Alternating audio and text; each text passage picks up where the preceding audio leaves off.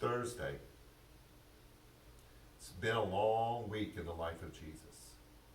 From Palm Sunday, when he entered into Jerusalem, and to this point, he'd been all through the synagogue in the city teaching and confronting, trying to leave people with these last final words of truth of how they were supposed to live. And he wanted to have this final Passover meal with his disciples. I'm sure that they had remembered this before, but after they ate and they were finished, he took the bread and he broke it. And he said, "This is my body." And then he took the cup and he said, "This is my blood," which was not only shed, but represents this new thing that I'm doing. And after they finished that, he removed a towel from his waist and he took a bowl of water and he got down on his knees and he washed the feet of every one of his disciples, including the feet of the one who would betray him, Judas. He wanted to leave them an impression, a powerful visual image of what he was about and what they were to be about when he was gone.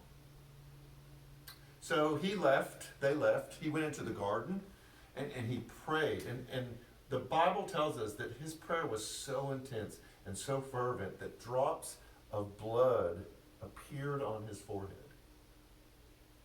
It was in that Garden of Gethsemane that a Roman battalion and some Jewish religious leaders, led by Judas, the one whose feet that he washed, who now was betraying him to the hands of the Romans, kissed him on the cheek. And at that point of his arrest, Jesus would be bounced back and forth between Pilate, who was the governor, the Roman appointed governor of that area, and then Herod, the king, who was a puppet king that did everything that the Roman government wanted him to do. Neither one of them wanted responsibility for him, but they both wanted him out of the picture. He was a threat to their system and to their structures. But what Jesus wanted his disciples to remember are the words that I want us to hear today.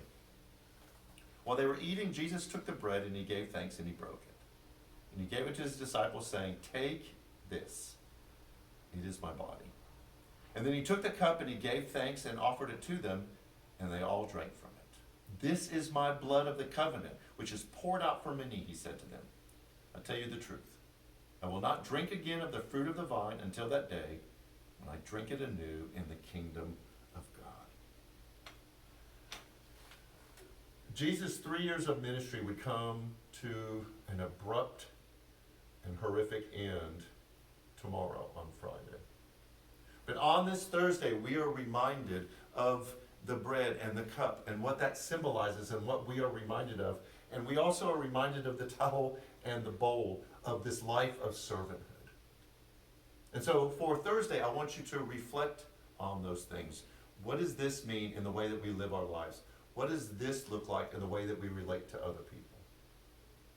Today we sit in the Thursday. Tomorrow will be Good Friday. We'll have a service at 6:30.